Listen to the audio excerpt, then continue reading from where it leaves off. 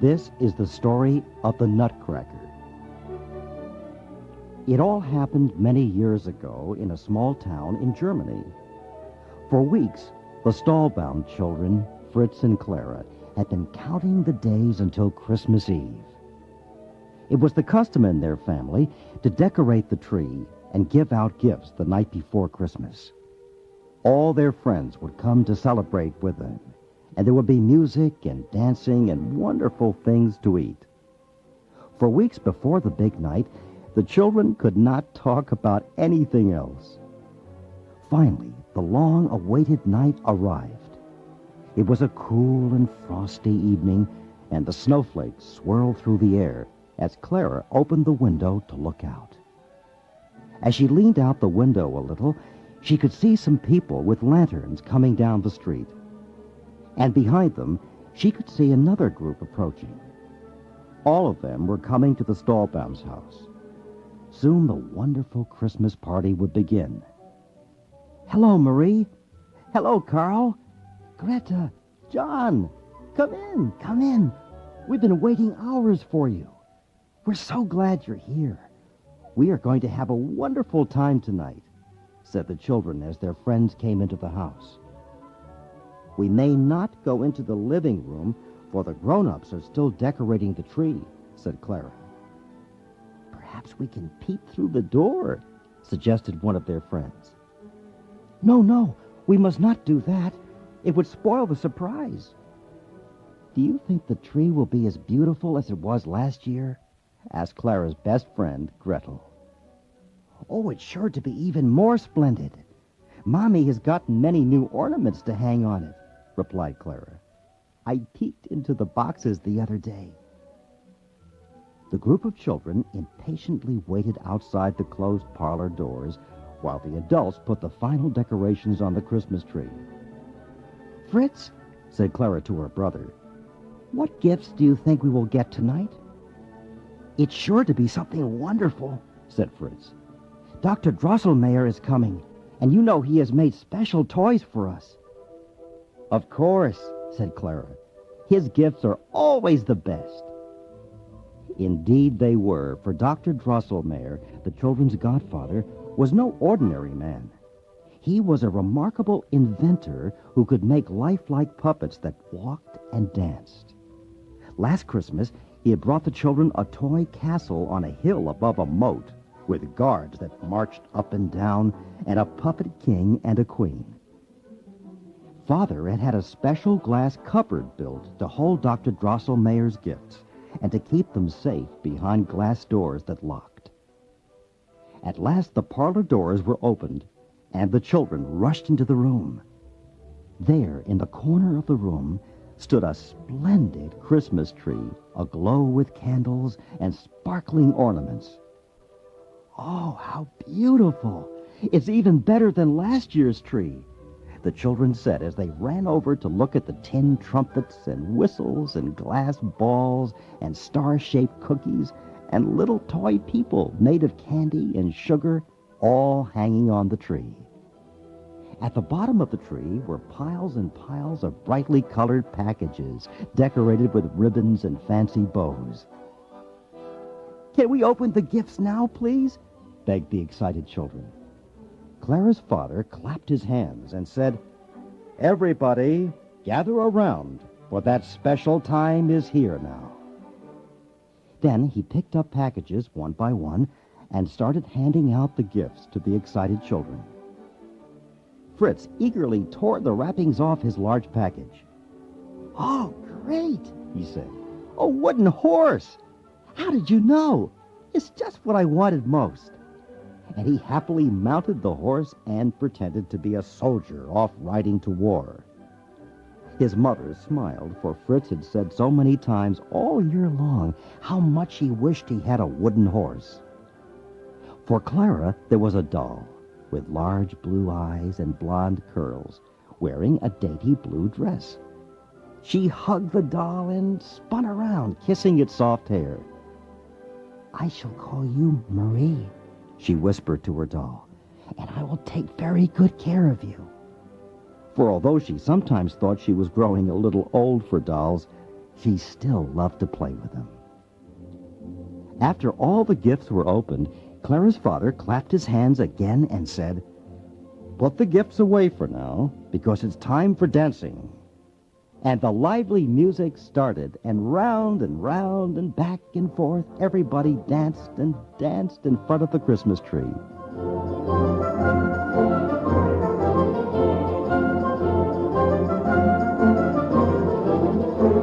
In the midst of the merriment, the tinkling of the doorbell sounded, and Fritz turned to his sister. "Clara, that must be Godfather Drosselmeyer. He always comes late. Now we will find out what he has brought us this year." Godfather Drosselmeyer arrived, looking odd and mysterious as ever. He was a tall, thin man with long silver hair, dressed entirely in black, with a dark patch over one eye. He was strange-looking, in fact, a little frightening, but the children knew he was wise and clever. Following him were his servants carrying two oddly shaped packages. Clara stared. Could they possibly be what they looked like? "Why, Godfather," said Clara, "can it be that your servants are bringing in a huge cabbage and pie? Whatever shall we do with them? Nobody could eat all that cabbage and pie, and I don't really think anybody will want to now with all the good things here to eat."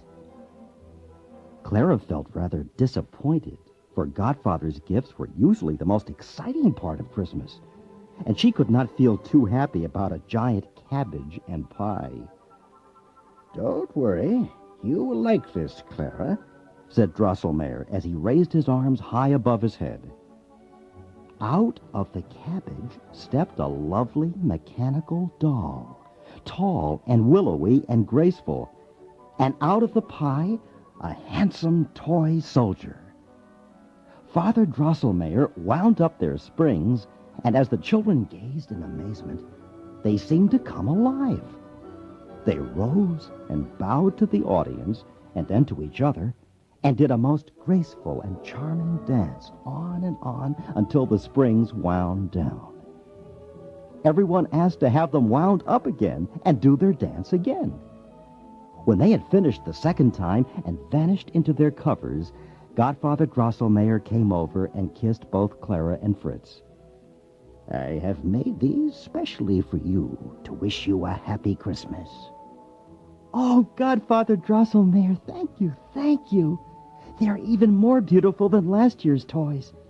They look so real and dance so gracefully. We will take good care of them." As she skipped away from Godfather Drosselmeyer, Clara noticed something lying on the floor under the tree. What could that funny little toy be? Clara went forward to look more closely. It was a strange-looking little man with thin, short legs and a large head that was too big for his body. His big, round blue eyes had such a sweet expression, Clara fell in love with him at first sight. "Papa," she said, "who is this little man sitting under the tree?" "Oh, Clara, this little fellow is a Nutcracker man," said Clara's father. "Do see what he can do." And he popped a nut into the little man's mouth and pulled down his wooden cape. The little man's mouth opened wide and then closed down on the nut. Knack, knack, out came a neatly cracked nutshell and a whole nut kernel. "I like him very much, Father," said Clara. "He has such a sweet little face, but he does look so sad." "Since you are so fond of him, Clara," said her father, "he shall be yours. Take good care of him." And he handed the little man to Clara. Delighted, she gave the Nutcracker a hug and had him crack some more nuts, making sure she picked out small ones so that he would not hurt himself.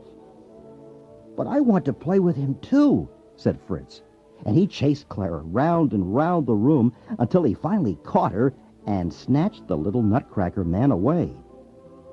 "He's really an ugly little fellow," said Fritz, and he crammed the biggest and hardest walnuts he could find into the poor fellow's mouth until finally, crack, crack, poor Nutcracker, 3 teeth fell out of his mouth, and his lower jaw wobbled. Clara snatched the Nutcracker away from Fritz. "Now see what you've done. You've hurt him, poor little fellow." And she tenderly bound up his jaw with a ribbon. "What good is he?" cried Fritz.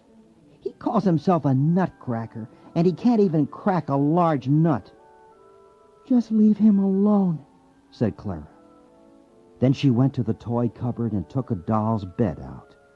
She turned back the coverlet and smoothed out the pillow. It was just the right size for Nutcracker. Gently, she made the Nutcracker man comfortable in the bed. "Good night, Mr. Nutcracker," she whispered. "I will see that your teeth and jaw get fixed. You will be as good as new." Now the guests had finished eating the ices and fancy cakes, and people were starting to put on their coats and scarves. The warm room and the rich food and the dancing had made everybody tired, and the night was getting late. The party was over, and it was time to go. "Goodbye, goodbye. It was a wonderful party. The best ever. We had such a good time. Thank you." And the guests gradually left laughing and chatting in the cold, snowy night. The last to leave was Godfather Drosselmeyer, covered in an immense fur coat with cloth buttons and yards of black braid. "You have made me feel young again tonight. Truly, it was a wonderful evening." And as he stepped out, the snowstorm swirled down around him, and he seemed to vanish in it. "Please, Mother, may I stay up just a few more minutes?" said Clara, who wanted to look at the glistening Christmas tree just a little bit more. "Yes, darling," said her mother, "but do come up to bed in a few minutes." And she kissed Clara good night and went up with Fritz and his father. Clara bent over the Nutcracker in his little bed. "Poor little Nutcracker. Dr. Drosselmeyer will be able to fix your teeth and jaw. We will ask him tomorrow." As she said the name, Drosselmeyer, Nutcracker seemed to come to life, and he stared at her. She was sure he had made a horrible face. Clara felt frightened, but then she thought, "Oh, how silly I am. He's only a doll. He cannot come alive." She started to leave when... What were those strange noises? Such a rustling and whispering coming from every side of the room. They seemed to be in the walls. Perhaps it was the little mice that lived in the walls of the Stahlbaum house. Crunch, crunch. She'd never heard the sound so loud.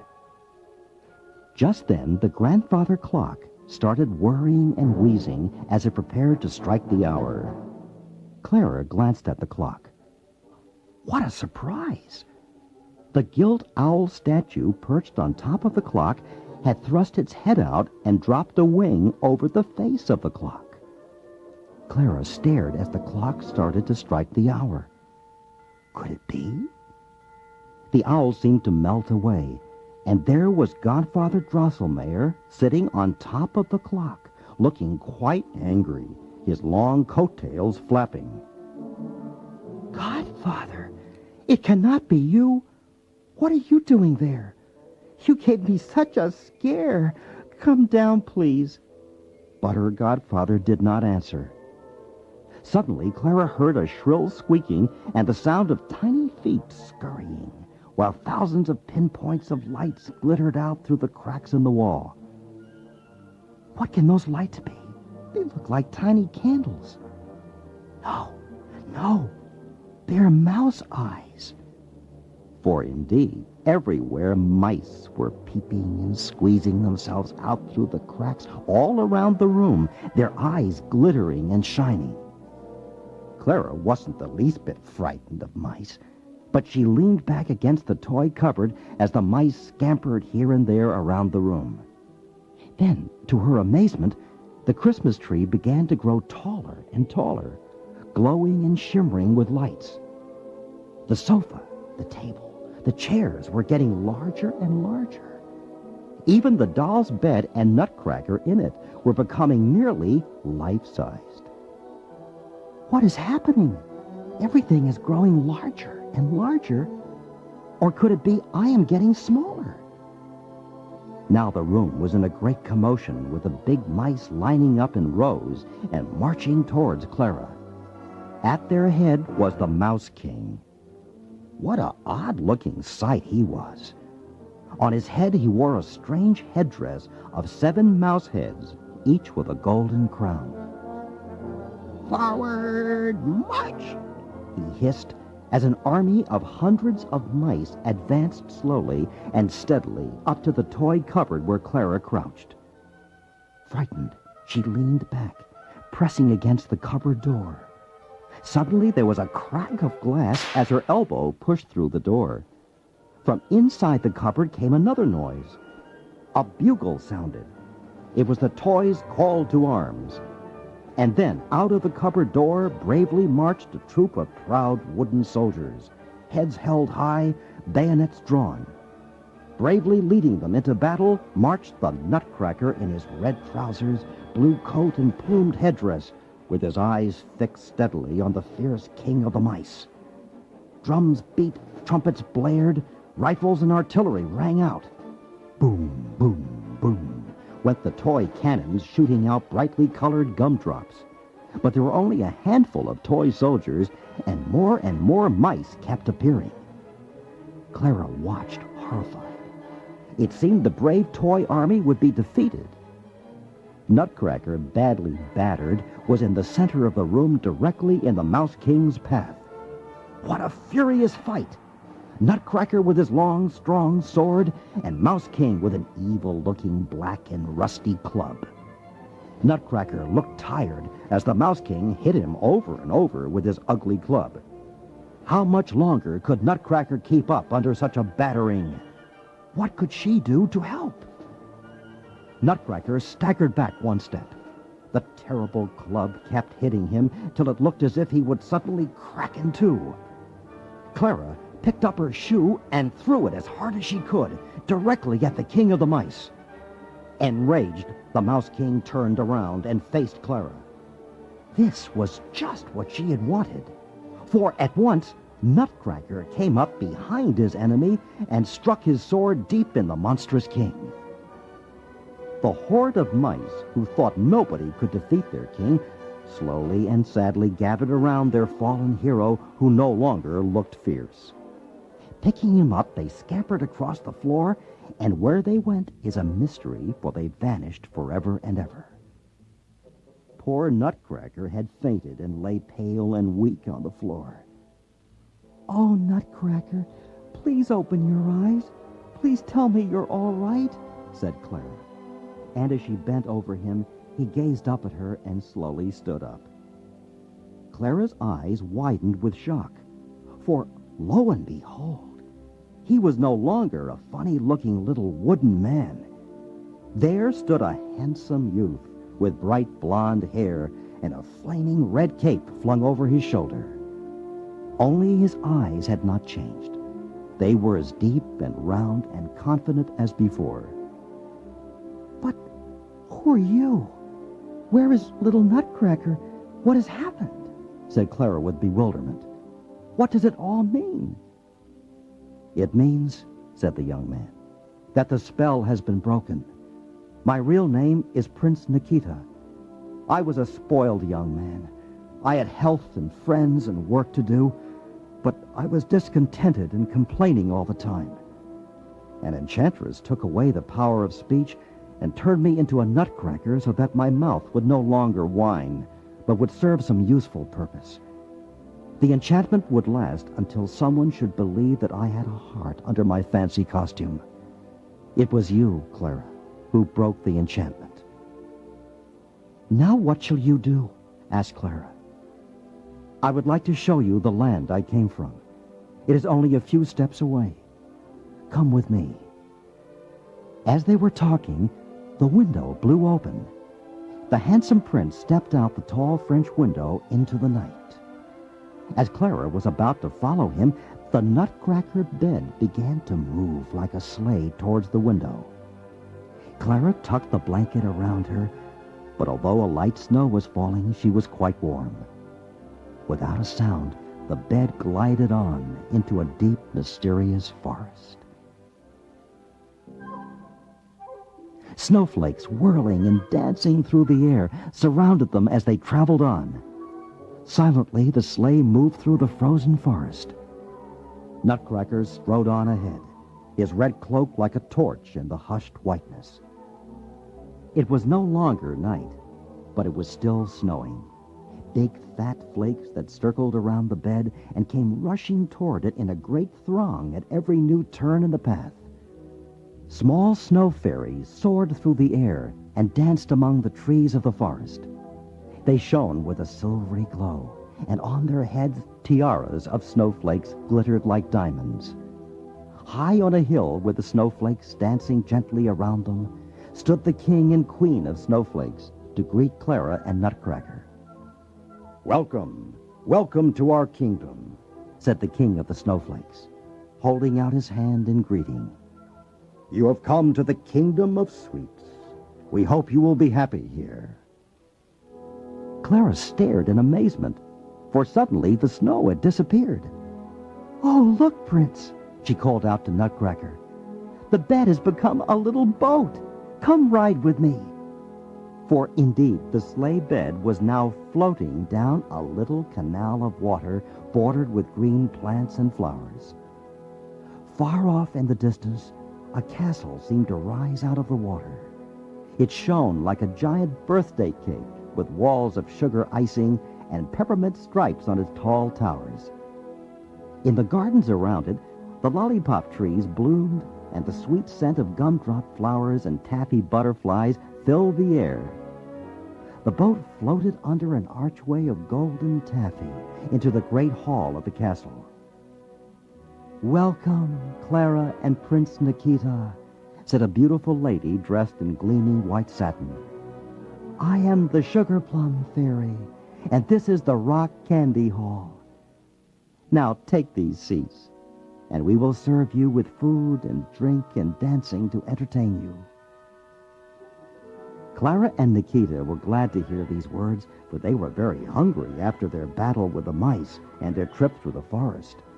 And the food was delicious, better than any ice cream or birthday cake Clara had ever tasted. While they sat eating these wonderful refreshments, the entertainment began.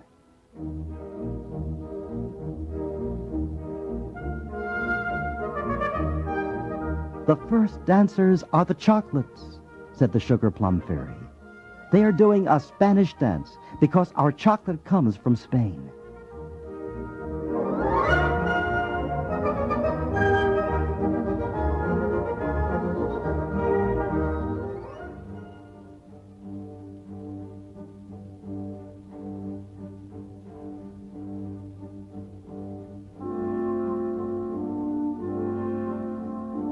Then a stern-looking Arab did a slow and rather sleepy dance. "And we call this dance coffee," explained the Sugar Plum Fairy, "for the Arabs are great coffee drinkers."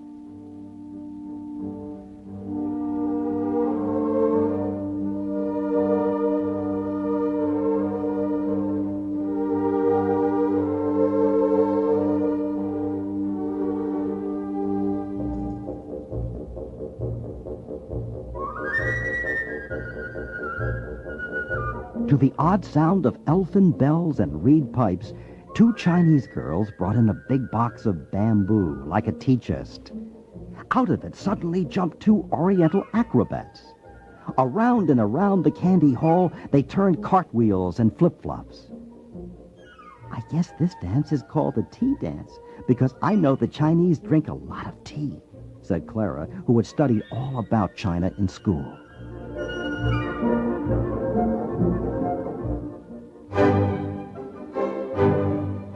The next dance was the most exciting of all.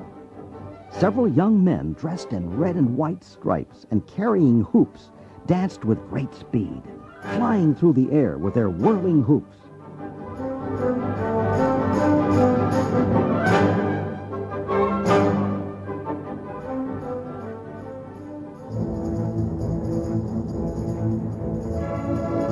"Clowns! Clowns! How I love clowns!" said Clara, clapping her hands in delight as a group of tumbling clowns came dancing in next.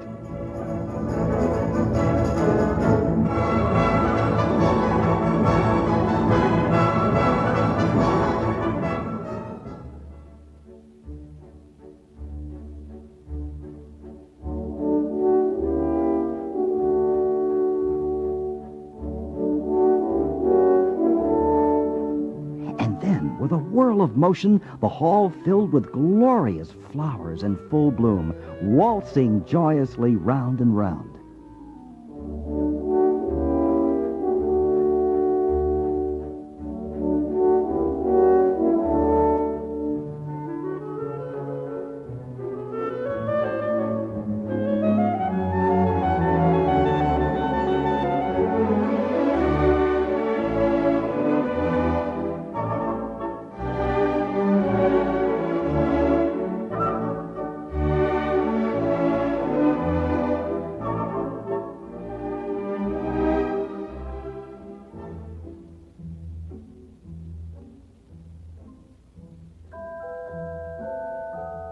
Prince, said the Sugar Plum Fairy, now you must dance with me. And off the two floated, light and delicate as a soft summer breeze.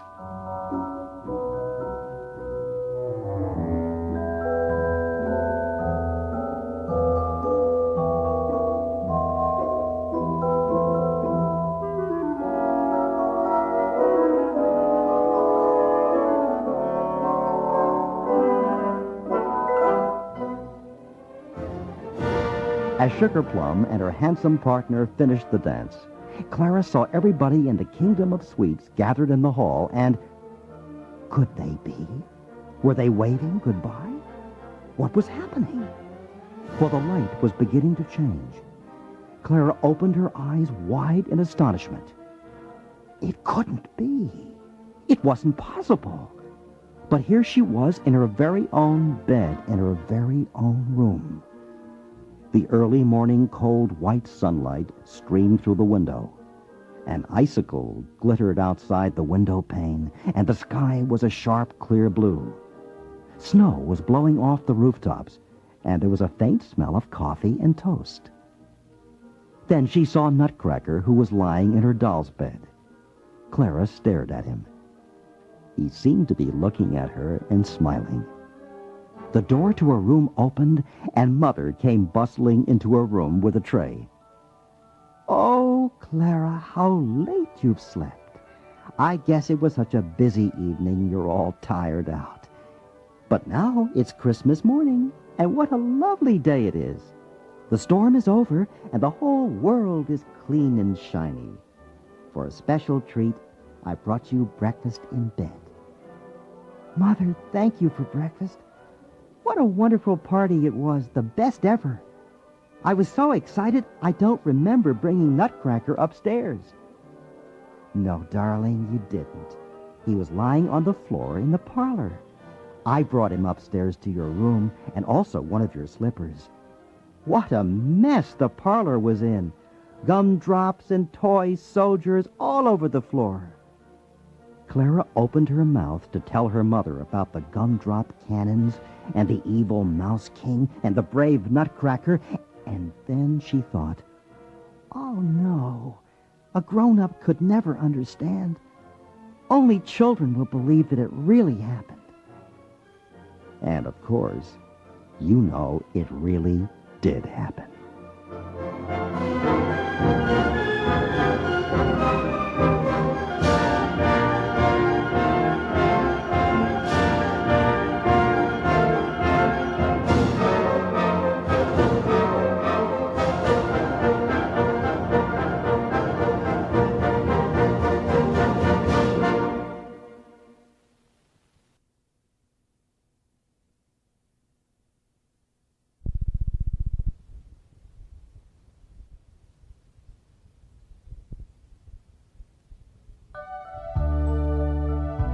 The Night Before Christmas by Clement Clark Moore.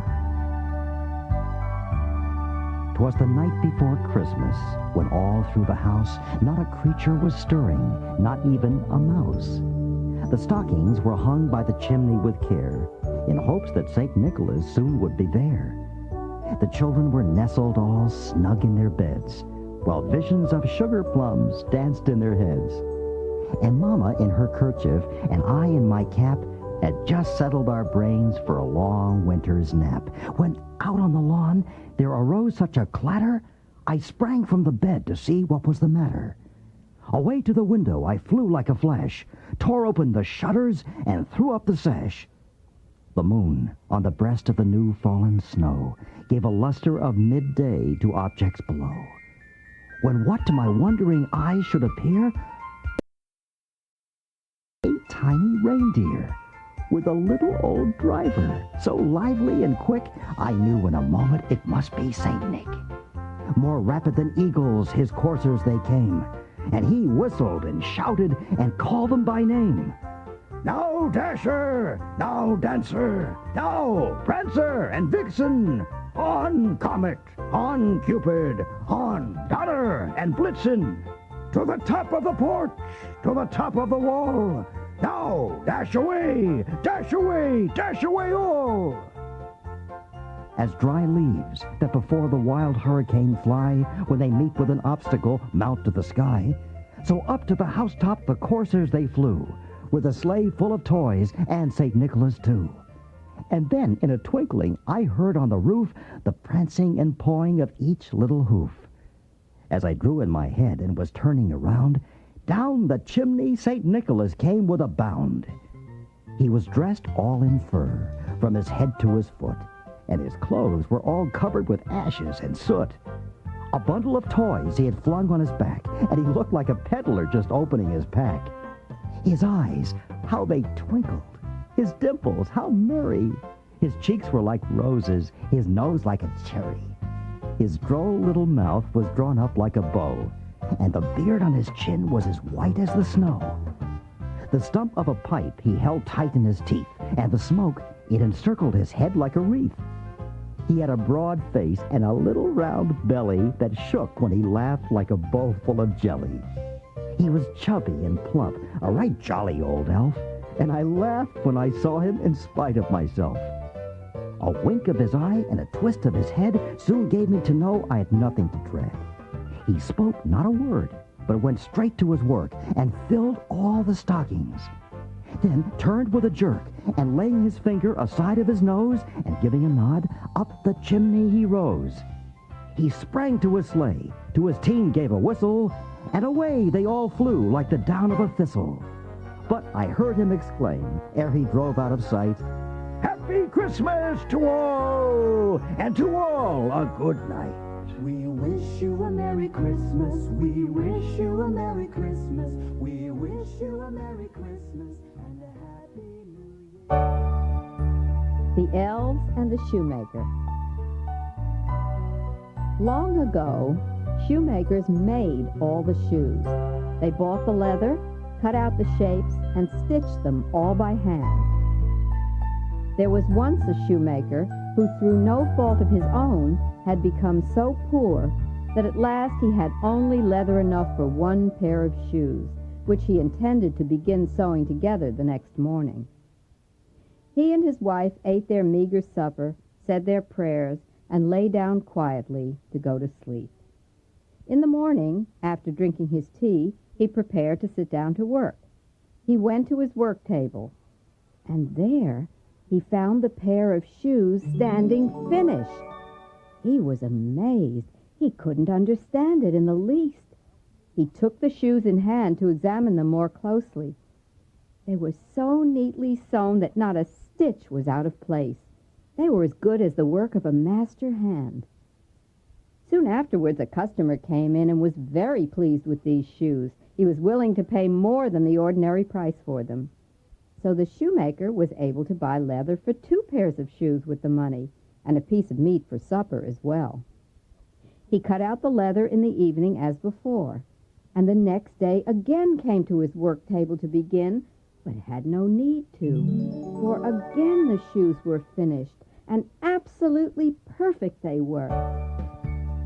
More customers came in, and again he sold the shoes quickly and bought leather for 4 pairs of shoes.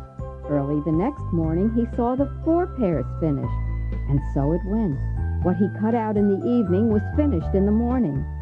He always sold them all, so soon again there was money in the house.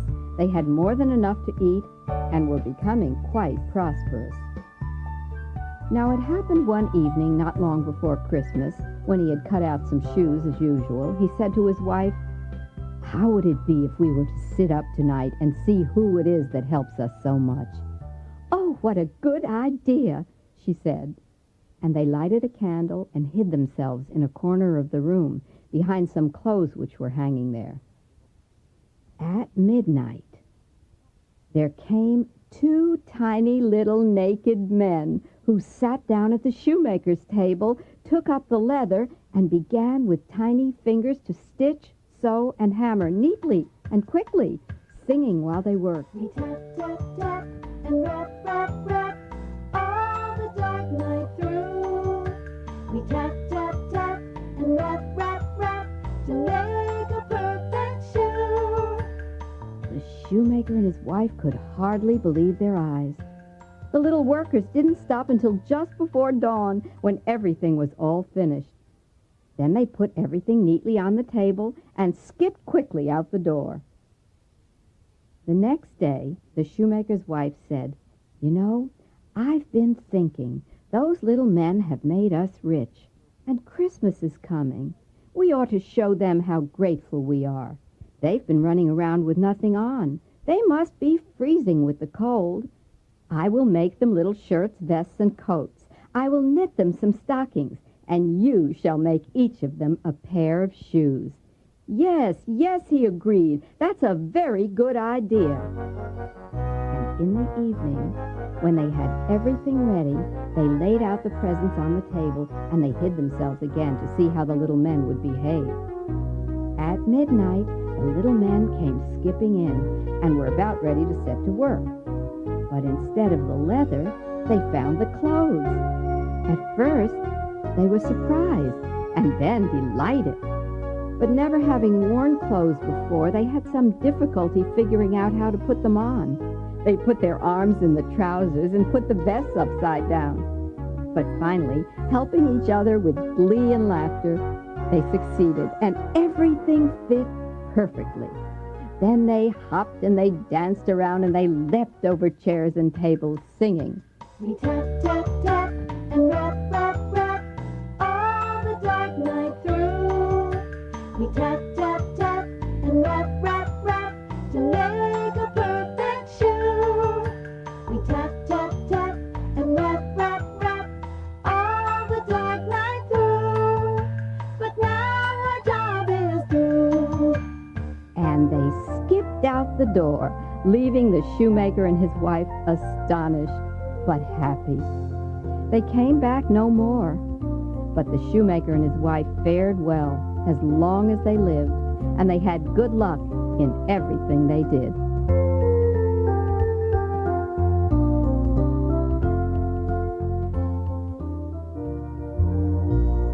A Baker's Dozen. One snowy Christmas Eve, a long time ago, in a small village, a baker was working late in his shop. He was selling his famous St. Nicholas cookies that people came to the village from far distant towns to buy. He was just about to close the shop when a very ugly old woman rushed into the shop. "Look sharp now," She said, "I must have a dozen of your special Christmas cookies." The baker handed her a bag, and she looked into it and said to him, "This is not a dozen. One more cookie. I said I wanted a dozen." "You have a dozen. I carefully counted 12 of my finest cookies. Everybody knows that a dozen means 12, and I have given you 12. "Come now. Demanded the old woman. One more than 12 makes a dozen." The baker grabbed her by the shoulder and pushed her to the door. "A dozen is a dozen, and a dozen is 12. You may go look for another cookie elsewhere. You won't get it here." Later, when he told the story to his wife, she said, "Well, after all, it was Christmas Eve. Perhaps on that one special night you should give people an extra cookie." "Are you being silly, woman?" After all, business is business. In the months that followed, mysterious bad luck came to the bakery. Money and cookies disappeared magically. Bread rose up to the ceiling or fell as flat as a pancake. A new brick oven collapsed. The stubborn baker began to wonder if someone had put a curse upon him. A year passed, and the baker's luck got worse and worse. On the next Christmas Eve, the baker remembered the old woman. Holy St. Nicholas, suppose that witch comes again, he said to himself. Whatever shall I do? As the baker spoke these words, there appeared before him that good saint, smiling with holiday kindness. Well, baker, said St. Nicholas, you were thinking my name, so here I am. All your troubles will disappear if you have the spirit of this holiday. And then the figure of the saint vanished. In its place stood the ugly old woman. Let me have a dozen cookies, baker. The baker rapidly counted 13 of them, put them in a bag, and presented them to her with a bow, saying, Merry Christmas, Mother. Enjoy the cookies. The spell is broken, baker. You will no longer have bad luck. Now make a pledge to me that forever after 13 will make a baker's dozen. The baker took the oath, and from that day to this, a baker's dozen means 13.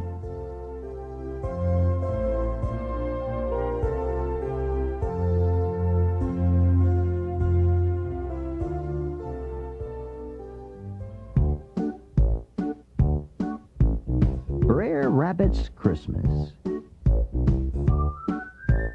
One winter morning, when Brer Fox was wandering around, he looked over at Brer Rabbit's house. Looks as if Brer Rabbit isn't home. Think I'll help myself to some of those juicy carrots in his garden. And he stole over the fence and took every last one of Brer Rabbit's carrots. When Brer Rabbit got home and saw his garden with nothing much left in it, he was mighty angry. He ran off directly to Brer Fox's house. The door was bolted and the curtain was drawn. Brer Rabbit couldn't hear a sound except his own stomach grumbling. I smell some delicious soup cooking. Somebody must be home. And he knocked on the door. Bang, bang, bang. But there was no answer. You open this door, Brer Fox. I know you're in there. And he banged even harder. No answer. And not only that, I know those are my carrots in your soup, and I want them back this very minute. So just you open that door. Finally, there was an answer from inside. Too bad for you, said Brer Fox. I'm never opening this door. I'm making enough soup here to last me until next year.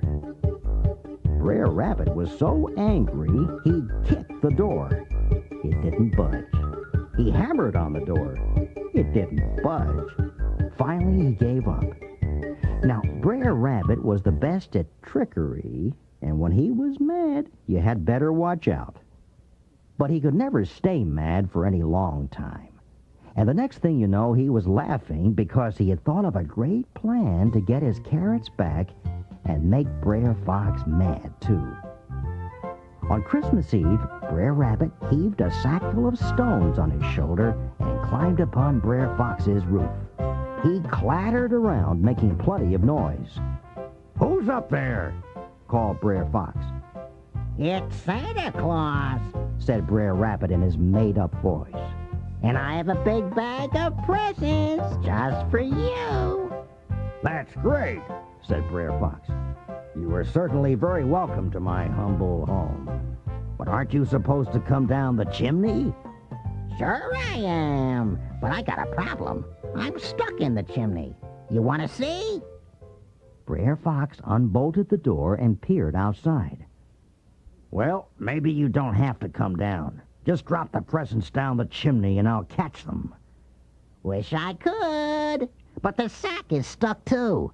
If you would do what I say, I sure would be mighty grateful. Climb up into the chimney, then catch hold of this piece of string and pull the sack down yourself. Brer Fox was only too eager to help. That's easy, he said. Here I come up the chimney. He started clawing and scrabbling his way up. Like lightning, Brer Rabbit jumped off the roof and into the doorway.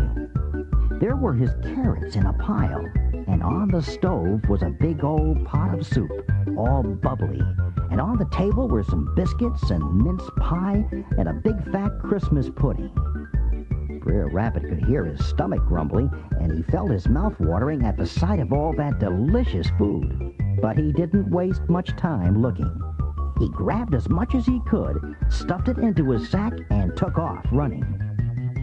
Meantime, Brer Fox was struggling to get up the chimney. He couldn't see any string, but he felt it hanging down. So he gave a hard pull.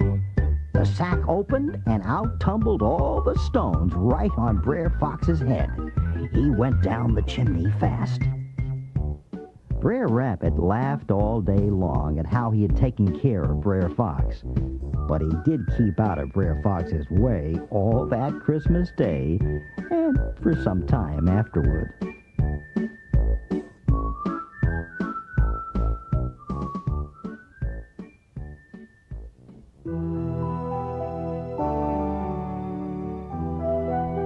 The Fir Tree. Deep in the forest stood a lovely little evergreen tree, a fir tree. He had a nice place. The sun shone on him there was plenty of good fresh air, and all around him were his friends, large pines as well as other fir trees, big and small. But the little fir tree wanted so badly to be a grown-up tree. He never gave a thought to the warm sun and to the fresh air. He just took it all for granted. Even when children came and had picnics in the woods and sat down near him and said, "Oh, what a pretty little fir tree," he wasn't happy. That's not what he wanted to hear. In the fall, the woodcutters came and cut down some of the larger trees. It happened every year. And the young fir tree, who was now a fair size, trembled at the sight. The great trees fell to the earth with noise and cracking. Their branches were lopped off, and the trees looked long and bare. And then they were put in carts, and horses dragged them away. Where did they go? What became of them? "Be happy, said the sunbeams, and the wind kissed the tree, and the dew wept tears on it. But the tree didn't understand. When Christmas time came, many trees were cut down, some not even as old or as large as the fir tree. They were carted off with all their branches. Horses drew them out of the woods. "Where are they going?" asked the fir tree. "They're no bigger than I." We know, said the swallows. "We have seen it in the town. We looked through the windows and saw them planted in warm rooms and covered with splendid things, shining apples, gingerbread, and many hundred lights." "And then? What happens then?" said the tree. "We didn't see any more," said the swallows. "Oh, I wonder if that will happen to me. Oh, how I long for Christmas. I am now tall, and my branches spread like those that were chosen last year. Oh, how I wish I were on that cart. How I long to be in that warm room with all that beauty and splendor. Oh, how I suffer." Be happy, said the air and the sunlight. "Be happy that you are so young and straight and tall." But the tree was not happy. He grew and grew and was green both summer and winter. People that saw him said, "What a fine tree." And then the time came. Towards Christmas, one year, he was one of the first that was cut down. The axe struck deep into him. He fell to the earth with a sigh. And now he knew he'd never see his friends again, the little bushes and flowers around him, and perhaps not even the birds. And then he felt himself being unloaded into a courtyard with other trees, and he heard a man say, "That one is splendid. We don't want the others." 2 servants in velvet clothes came and carried the fir tree into a large and splendid living room. And the fir tree was stuck upright in a container filled with sand, with green cloth draped around its bottom, and it stood on a beautiful carpet. Oh, how the tree quivered. What was to happen? Servants decorated it. There were little nets cut out of colored paper filled with sugar candy and lights and golden apples. And at the very top, a large gold tinsel star was fixed. It was splendid beyond description. Splendid. Suddenly, the folding doors opened, and a troop of children rushed in. Older persons followed quietly. And then the children shouted and danced around the tree, and one present after another was pulled from the tree. And after they had pulled off all the sweets and presents, they forgot about the tree. "A story, a story!" cried the children to a little fat man. He seated himself under the tree and said, "Now we are in the shade, and the tree can listen too. But I shall tell you only one story. Tell us about Clumpity Dumpity, who tumbled down the stairs and yet got the throne and married the princess." And the man told that story, and the children clapped their hands and cried out, "More, more!" But the man only told about Clumpity Dumpity, who fell down the stairs and married the princess even so. The fir tree stood quite still and thought, "Ah, that is the way of the world." He looked forward with joy to the next day, when he hoped again to be decked out with candies and fruits and playthings and tinsel. "Tomorrow I shall hear again the story of Clumpity Dumpity." And the whole night the tree stood still and in deep thought. In the morning the servant and a housemaid came in. "Now it will begin again," thought the fir.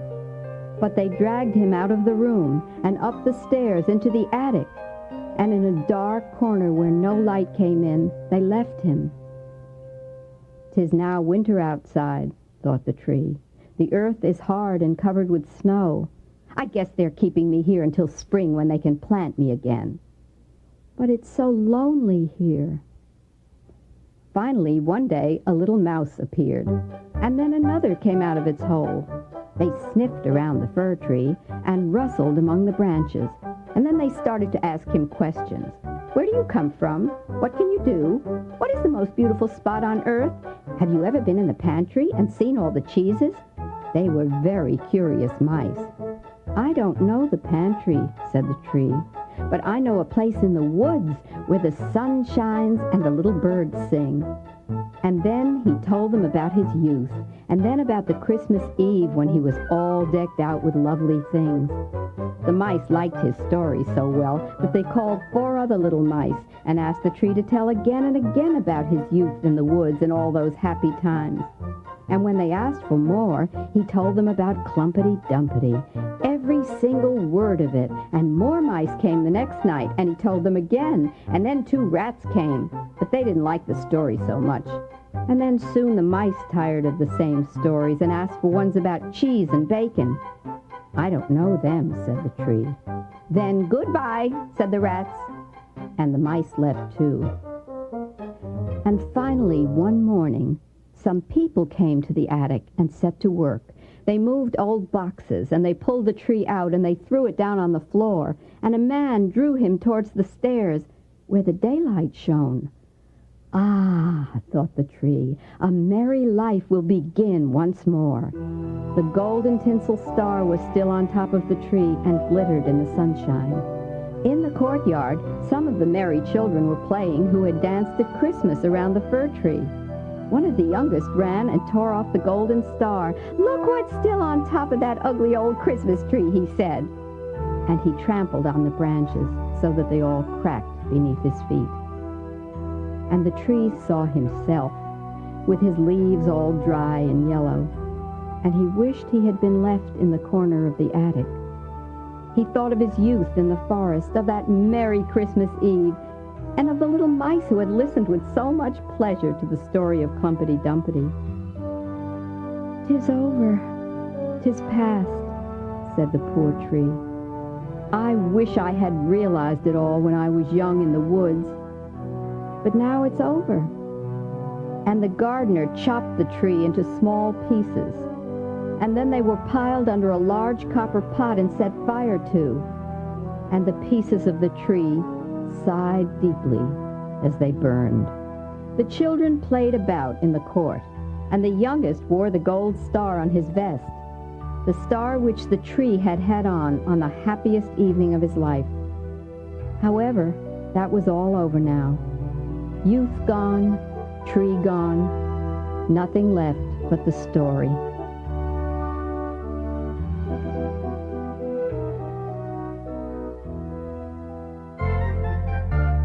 The Little Blue Dishes. Once upon a time, there was a poor woodcutter who lived with his wife and 3 children in a little cabin in the forest.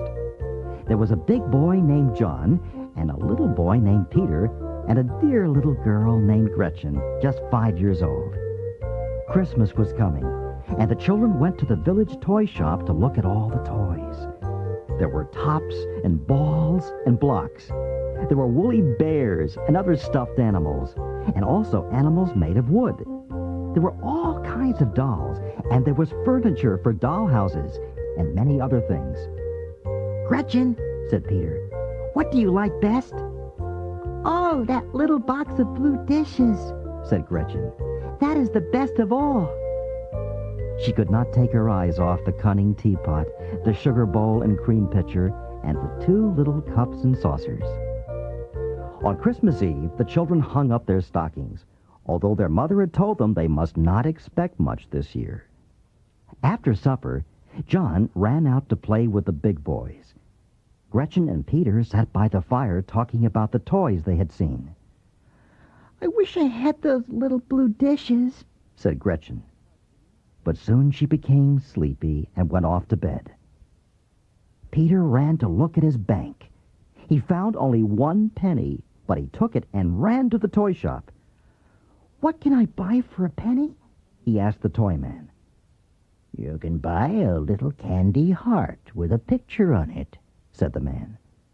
But I want that set of blue dishes. Oh, those cost 10 cents. Well, then I'll take the candy heart, said Peter. He took it home and put it in the toe of Gretchen's stocking, and then he went to bed. Pretty soon, John came home. He was cold and hungry. While he was warming himself by the fire, he noticed the lump in Gretchen's stocking. He put in his hand and drew out the candy heart. Oh, how good this smells! And before he thought about what he was doing, he ate the candy heart. Oh, dear, he thought. That was for Gretchen for Christmas. I must run and buy something else for her. He ran to get his bank, and he found he had 10 pennies. Quickly, he ran to the toy shop. The man was just ready to close up. What have you for 10 pennies? He asked the storekeeper. Well, I'm almost sold out, but here is a little set of blue dishes. I will take them. And he ran home and put them in Gretchen's stocking. Then he went to bed. Early Christmas morning, the children jumped out of bed and came running to look at their stockings. Oh, cried Gretchen. Look at my stocking. She had found the blue dishes, and she was dancing for joy. But Peter could never understand how his candy heart changed into a box of blue dishes.